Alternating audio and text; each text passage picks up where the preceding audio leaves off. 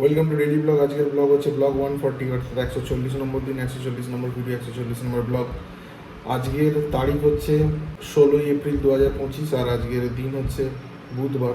এখন টাইম হচ্ছে 12টা, অনেকটাই লেট হয়ে গেল। যাই হোক, কালকে রাত্রিবেলা শুতে অনেকটাই লেট হয়েছে, কেন কালকে রাত্রিবেলা মোটামুটি 1:30 অবধি, মানে 12টা থেকেই বলতে পারো, 12টা থেকে মোটামুটি 1:30 অবধি পড়ছিলাম, একটু অঙ্কই করছিলাম, করে তারপরে একটু ঘুম লাগছিলো, শুয়ে পড়েছি। 1:30 নাগাদ কারেন্ট অফ হয়ে গেছিলো, সেটাও মনে আছে। ওই 20-25 মিনিটের মতো কারেন্ট অফ ছিল, তারপর আবার চলে এসেছিলো। তারপর উঠলাম সকাল 9টা নাগাদ, উঠে মুখ হাত পা ধুয়ে খানিকক্ষণ বসে কথাবার্তা বলছিলাম, তারপর এসে পড়তে বসে।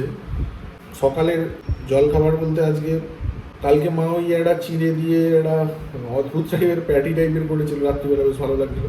তো সকালবেলা ওটাই করলো, খুব একটা ভালো লাগেনি, মানে বাজেই লেগেছে। এবার আমি ভেবেছিলাম খেতে হয়তো ভালো হবে, কিন্তু খুব একটা ভালো লাগলো না।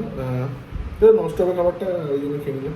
খেয়ে দিয়ে মোটামুটি পড়তে বসে গেছিলাম। আজকে ম্যাক্সিমামটা 12টা অবধি জিওগ্রাফিটাই পড়েছি। আর কেননা জিওগ্রাফির পার্টটা, মানে ইন্ডিয়ান ফিজিওলজি যে পার্টটা, সেটা এত বড়, এবার পুরোটা নোট ডাউন করতে প্রচুর টাইম কনজিউম হয়েছে। মানে ভিডিওটা 1.5 ঘন্টা, কিন্তু পুরো নোট ডাউন করতে প্রচুর টাইম লাগছে। এটা প্রায় 2-2.5 দিনের মতো চলছে।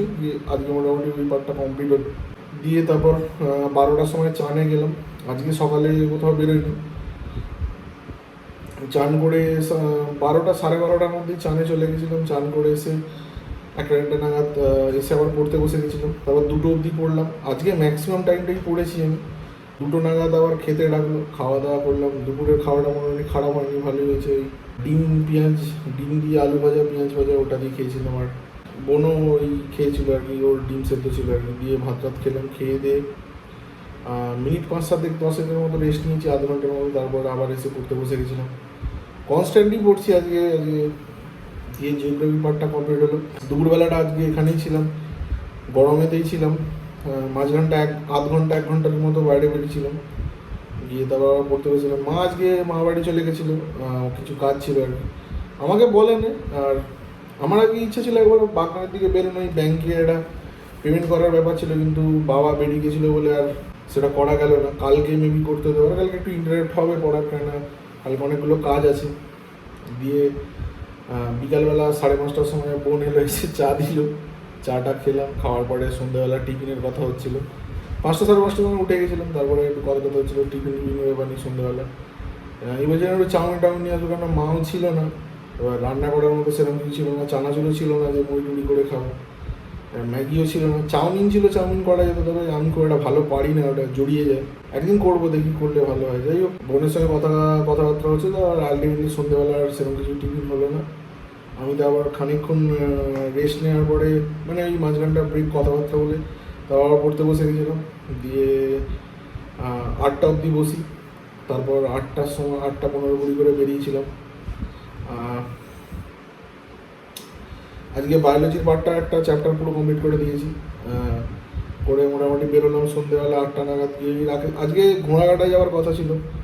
একটা বন্ধু অতনু বলেও আমাকে মেসেজই করেছিল যে ঘোড়াঘাটা আসার জন্য। তারপরে 8টা নাগাদ আমি নিজে ভাবছিলাম কী করবো, ফোন টোন আর করছে না বলে আমি বুঝতে পারছি না।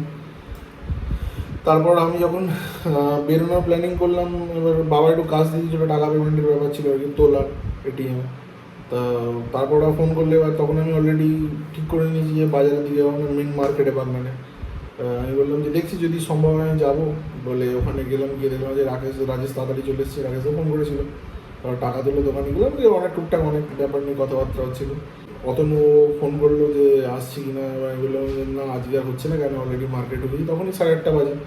ওখান থেকে যদি বেরিয়ে অ্যাজ আর্লি অ্যাজ পসিবল যাওয়ার চেষ্টা করি, কেন গেট তো পড়বেই। বাগনান থেকে ঘোড়াঘাটা যেতে গেলে যদি ফ্লাইওভার ধরি তাহলে পড়ছে না, কিন্তু বাকি দুটো, মানে দুর্লভপুর লেভেল ক্রসিং বা ঘোড়াঘাটা লেভেল ক্রসিং দুটোই ক্রস করতে হবে ভেতর দিয়ে গেলে। কারণ হেলমেট নিয়ে নিয়ে অবভিয়াসলি এবং ন্যাশনাল মানে ফ্লাইওভার দিয়ে যাওয়াটা খুব রিস্কি। আমি দেখলাম যে অ্যাজ আর্লি অ্যাজ পসিবল যদি যাওয়ার চেষ্টা করি তাহলেও 20-25 মিনিট তো লাগবেই। এবার সুতরাং 9টা বেজে যাবো। আমি ওই জন্য ওদেরকে বলে দিলাম যে না যাচ্ছি না, ছেড়ে দেবো, অন্য একদিন ডেট করে আমাকে বলি, আমি অবশ্যই যাবো বলে। ওখানে যাওয়া হলো না। এখান থেকে মোটামুটি বিলোদার আসতে দেরি হয়েছিল, আমি আর রাইসে ছিলাম। তারপর একটা প্রিন্ট আউট ছিল, ওগুলো করালাম। করিয়ে প্রশ্ন আজকে ছিল, অনেক কথাবার্তা হচ্ছিলো। হওয়ার পরে ওখান থেকে বেরোলাম 9টা 35 নাগাদ। এসে বাড়িতে এলাম, মা চিকেন এনেছে।